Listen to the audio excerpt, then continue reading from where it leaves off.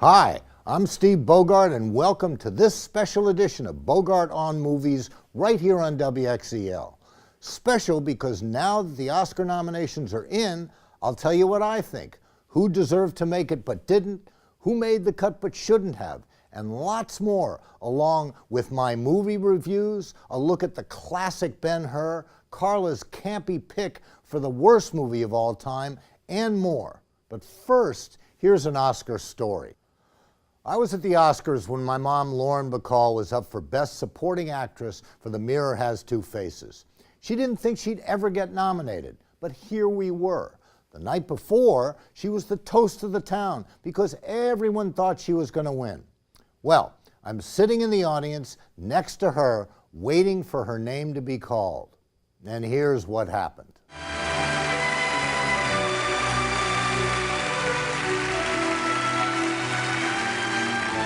I'm so surprised. It's true, I didn't prepare anything. I thought Lauren was going to get it, and I think she deserves it. Where are you? Okay, now let's go to the nominations. Best Supporting Actress. Sally Field for Lincoln. She played Mary Todd Lincoln. Anne Hathaway for Les Mis. Jackie Weaver, Silver Linings Playbook, Helen Hunt for The Sessions, and Amy Adams for The Master. Well, Anne Hathaway, she's a skinny little thing, so I think she's going to really need to do a little working out to be able to lift that Oscar. This is her Oscar. There's no way anybody else is going to win. Anne Hathaway gets her first, and she deserves it. She was wonderful in Les Mis, even though I really didn't like the movie, but that's another story. And now, Best Supporting Actor. Christoph Waltz, Django Unchained. He was phenomenal. Philip Seymour Hoffman, The Master. Robert De Niro, Silver Linings Playbook. Alan Arkin in Argo, and Tommy Lee Jones in Lincoln. Look, Chris Waltz deserves it. Philip Seymour Hoffman, he never gives a bad performance. I'll talk about that later. Robert De Niro, I hope he's going to get it, but Tommy Lee Jones could too. I don't think Alan Arkin will. Look, it's between Tommy Lee, Robert De Niro, and Chris Waltz. And I think they're going to give it to De Niro because how great would it be to see Bobby D walk up there and get another Oscar? I think that would be fantastic. But if it's Chris Waltz, if it's Tommy Lee Jones, I don't have a problem with any of that. Now we go to Best Actor. We've got Daniel Day-Lewis in Lincoln. We've got Denzel Washington in Flight. Why? I don't get that. Hugh Jackman, Les Mis, Outside Possibility. Bradley Cooper, wonderful in Silver Linings Playbook, but he's not going to get it. Joaquin Phoenix, my pick. I'll talk about The Master later. I think it's the best performance of the year, but I don't think they're going to give it to him. I think they're going to give it to Daniel Day-Lewis because the Steven Spielberg Lincoln snowball is rolling down the hill and picking up speed. And I don't see that there's any stopping it. But Joaquin Phoenix, in my view, gave the best performance of the year in The Master. Now we go to Best Actress. First, we've got Naomi Watts in The Impossible. I don't see why, but she's a wonderful actress. She was good. She just was kind of gone for the second half of the movie. Jessica Chastain, Zero Dark 30, very good.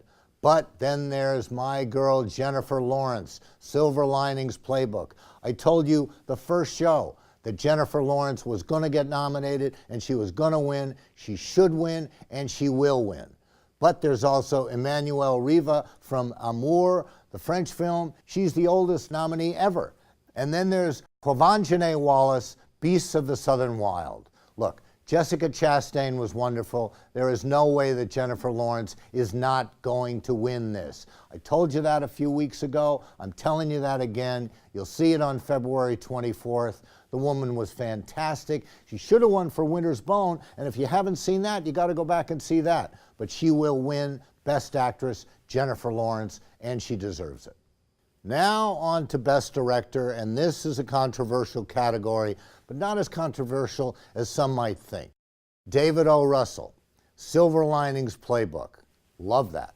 Ang Lee, The Life of Pi. Ang Lee basically makes a movie and gets nominated and should get nominated. But in this case, the next guy, Steven Spielberg, will win for Lincoln, of course, because everybody's talking Spielberg. Everybody loves Spielberg. He's a great director. He hadn't won in a while. He's going to win. We've got Michael Haneke for Amour and Ben Zeitlin for Beasts of the Southern Wild. But the story here, in some areas, is who was left out. My man, Q, Quentin Tarantino. How could he not be in there for Django Unchained? I don't get it, because I thought that Django Unchained was the best movie of the year. And here, he's not nominated. I'll talk to you more about that. There's Ben Affleck in Argo, again nominated as a movie, not in. And Catherine Bigelow, Zero Dark 30. Everybody was saying, oh, Catherine Bigelow's going to get a nomination, she's going to win. She's not nominated either. Here's the problem. There are 9 nominations for Best Picture, 5 nominations for Best Director. That means, doing the math, 4 nominations will not be made for Best Director, and they will be gotten for Best Picture. So there are going to be some people left out. And now we go to Best Picture. Beasts of the Southern Wild, that's The Independent. Silver Linings Playbook, which again, I'm patting myself on the back. I told you about the first show. Zero Dark 30, Lincoln, Les Mis. I didn't really like Les Mis, but a lot of people did, and there it is. Life of Pi, Amour, Django Unchained, and Argo. Now, out of these, everybody thinks Lincoln's going to win, but you know what? The Weinsteins have a way, and Silver Linings Playbook could win. I think that Django was the best movie. I think Silver Linings Playbook was the second best movie, and I think Lincoln was the third best movie. But frankly, any one of them could win.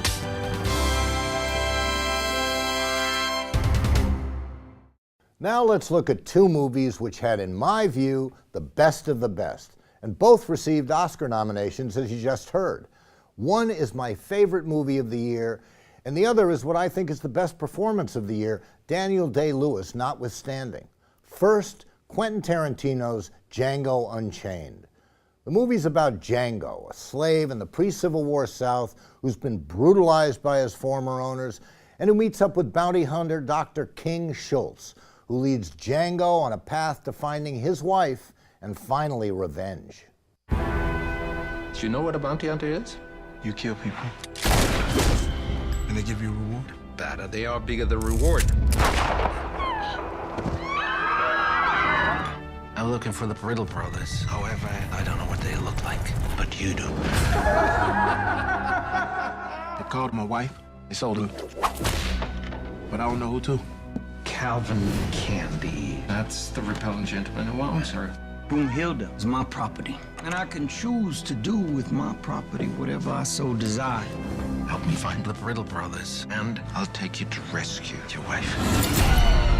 Let's get to it. My name is Dr. King Schultz. This is my valet, Django. Come on over. We got a fight going on that's a good bit of fun. What's your name, boy? His name is Django Freeman. Why'd you dig him up? A fortuitous turn of events brought Django and myself together. I've heard tell about you. I heard you've been telling everybody that Mandingos ain't no damn good. Ain't nothing nobody is selling is worth buying. I'm curious. What makes you such a Mandingo expert? I'm curious what makes you so curious. What did you say, boy? Calm down, Butch.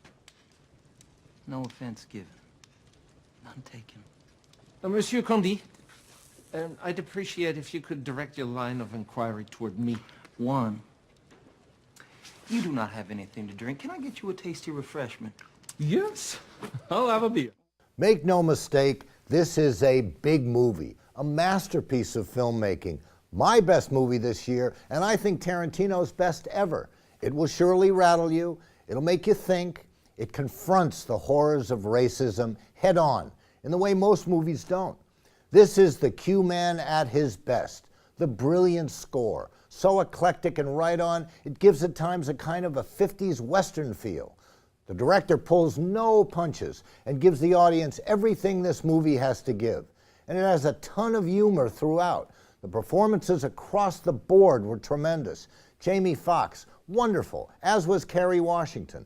The always great Leonardo DiCaprio was great again as the slimy Calvin J. Candy. The brilliant Chris Waltz and Samuel L. Jackson. My hat's off to Mr. Jackson.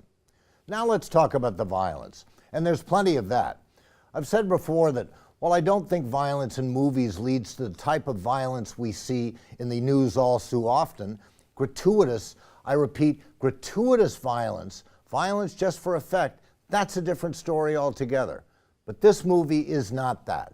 This movie is set in violent times. It reflects those times and their violence.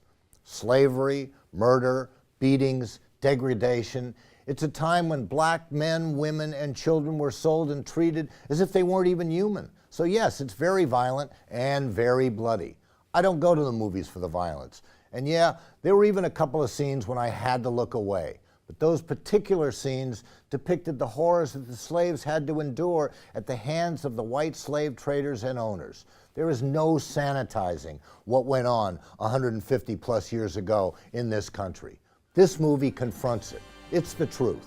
You can skip this one if you want to, but you will be missing a truly great movie.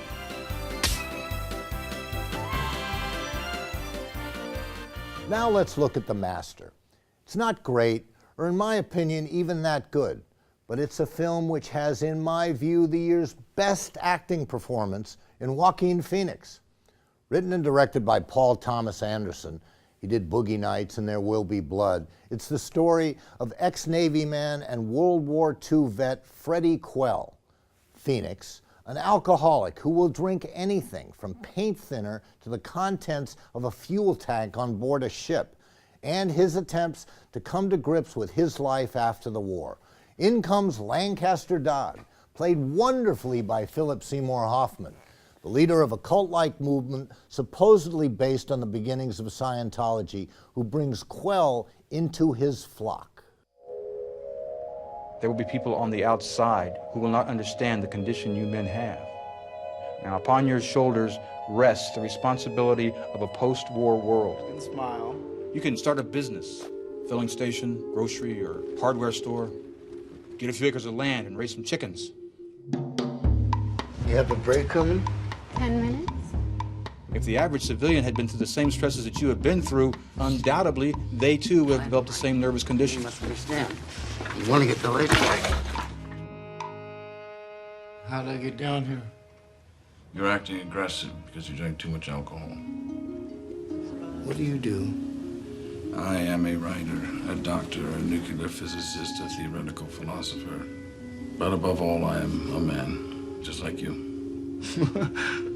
You make this up. I know you're trying to calm me down, but just say something that's true! Are you thoughtless in your remarks? Do your past failures bother you? Is your life a struggle? Is your behavior erratic? What are you running from? He's dangerous. And he will be our undoing if we continue to have him here. If we are not helping him, then it is we who have failed him. Perhaps he's past help. Or insane. Although I didn't love this movie, to me it was just really strange, and I found it sometimes hard to understand. Maybe that's just me. But Joaquin Phoenix, as Freddie, was truly spectacular. He was spellbinding, magnetic. Phoenix disappears into his character, as he so often does. He becomes Quell so completely, you forgot he's an actor playing a role. You feel his pain, his needs, his raw emotions. And Philip Seymour Hoffman, does he ever give a bad performance? So the movie, I give it a 2.5. But Phoenix, he gets a big 5 stars.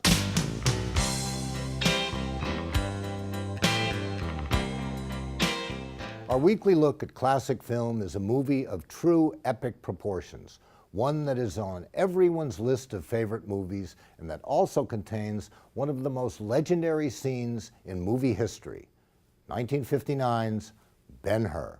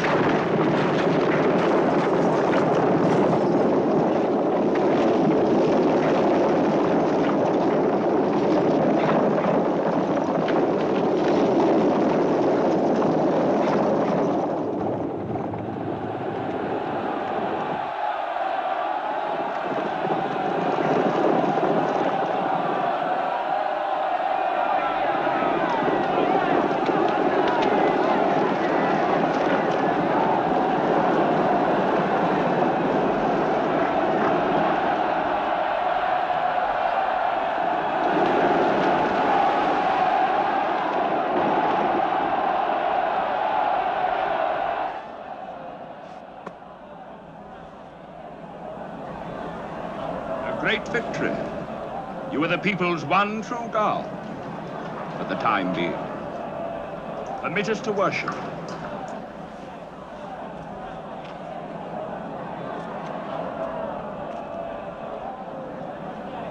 I crown their God.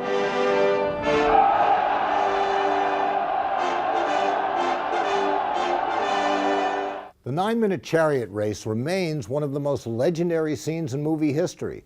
In fact, star Charlton Heston took weeks of chariot lessons and actually, except for the most dangerous sequences, drove the chariot in the film. There were even doctors and an infirmary on the set to take care of any injuries. By the way, there were no serious injuries to either the actors or the horses. This film is big in every way. At the time, the sets were the biggest ever. The movie was the most expensive ever. There were more than 1 million feet of film shot, even though the final cut was just 19,000. The musical score, more than 2 hours long, remains the longest ever for a motion picture. And the payoff? Well, its 11 Academy Awards remains tied for the most ever, with Titanic and Lord of the Rings, The Return of the King. The director, William Wyler, Mrs. Miniver, Best Years of Our Lives, Roman Holiday, Funny Girl, is one of the most influential directors in Hollywood history. Look at this scene where Ben-Hur meets Jesus for the first time.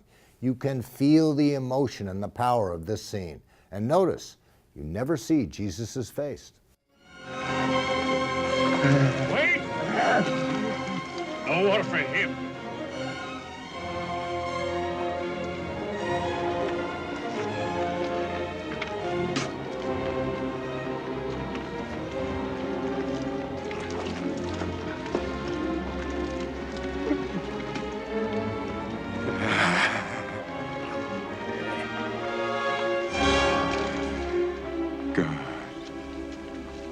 Help me.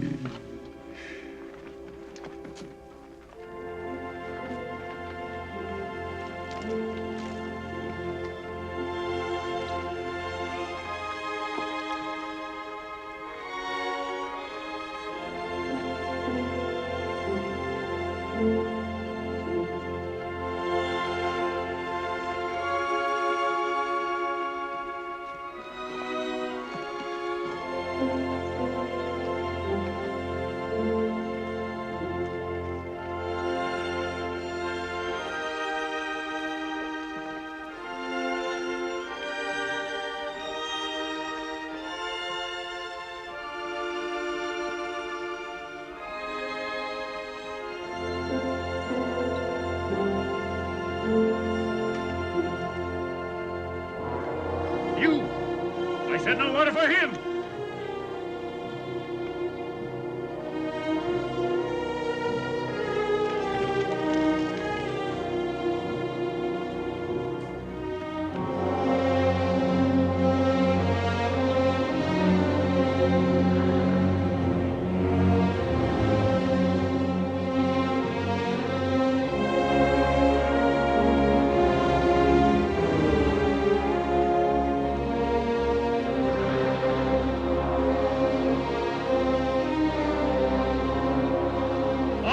Feet, all of you. Get them on their feet. Back in line, you dogs.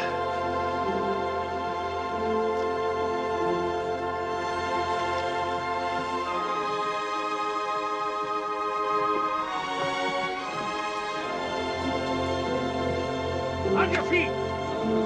Get them going. You there! Back to your place! Back to your place!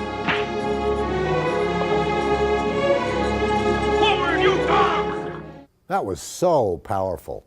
Also, during the opening titles, MGM's lion mascot does not roar. That was Wyler's choice, and MGM agreed because of what he felt was the religious nature of the film. Finally, Heston, of course, is Ben-Hur.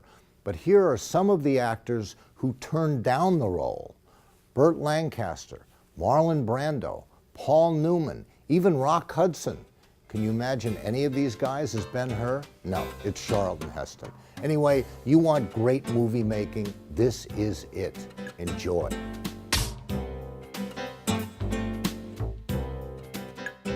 Now it's time to hear from you, the viewer. Charles in Clewiston writes, I enjoy your show very much, and that you highlighted The Great Escape and Sweet Smell of Success.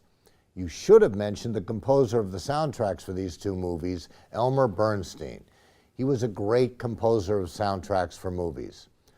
Well, Charles, yes, Elmer Bernstein was the composer for those films and a lot more, like The Ten Commandments, The Magnificent Seven, The Man with the Golden Arm, True Grit, and he won an Oscar for Thoroughly Modern Millie. A great composer.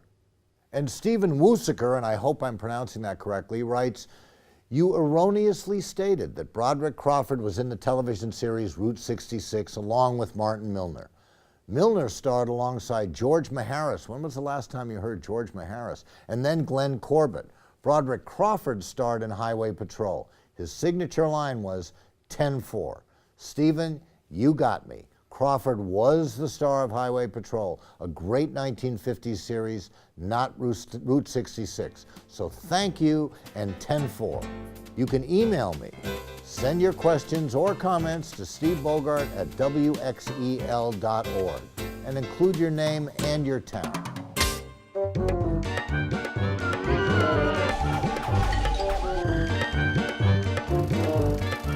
In this week of Oscar nominations, Carla's Campy Picks nominates that old standby, Plan 9 from Outer Space, for the worst movie of all time. It was directed by the infamous Ed Wood and starred Bela Lugosi, who, showing his good taste, died during the making of the movie. So director Wood replaced him with a chiropractor he knew, who finished the film with a cloak over his face and never said a word. It is safe to state that the grandchildren of some of the people in this theater will not be born on Earth.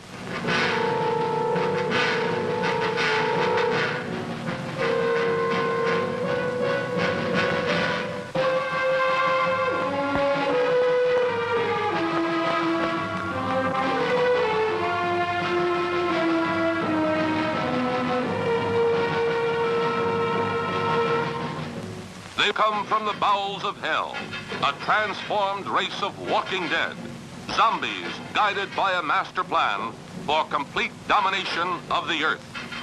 Plan 9 from Outer Space.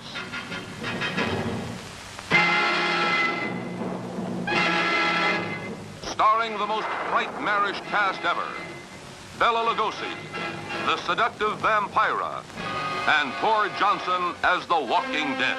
Turn off your electrode gun! No! No! Stop it, Dennis! I can't get it, it's jammed! Stop it, you fool! Bullets bounce off their bodies. Rockets, missiles, jets cannot stop their death ships. What earthly power can stop this terror? For a glimpse of things to come, see this blast of screen suspense. For it could be happening right now.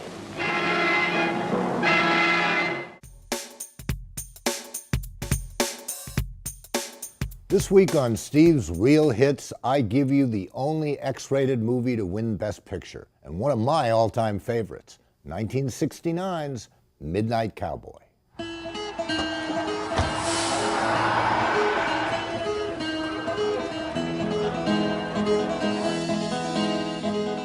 I'm Joe Buck from Texas. Enrico Rizzo from the Bronx. And I'm gonna buy you a drink. What the hell do you think of that? Well, I don't mind if I do. Why do you think I come all the way up here from Texas for? Well, I'm a hustler. You didn't know that? You were gonna ask me for money? Huh? Will you get out of here? You gotta get yourself some kind of management.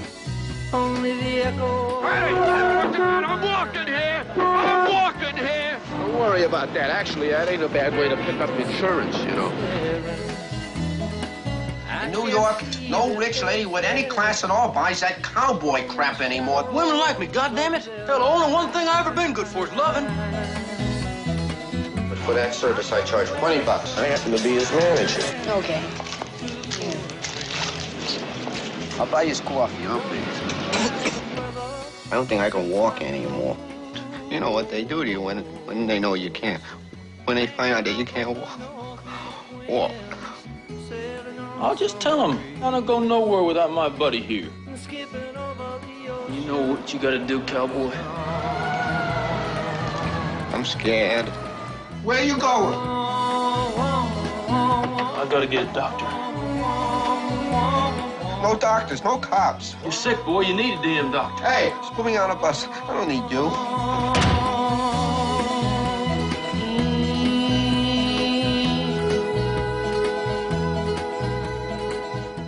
And the title song, Everybody's Talking, written by Fred Neil, won a Grammy for Best Vocal Performance for Harry Nilsson. I love this movie. If you haven't seen it, you should. As I said, the film got an X rating from the Motion Picture Board, which was ridiculous even then. Until next week, I'm walking here. I'm walking here.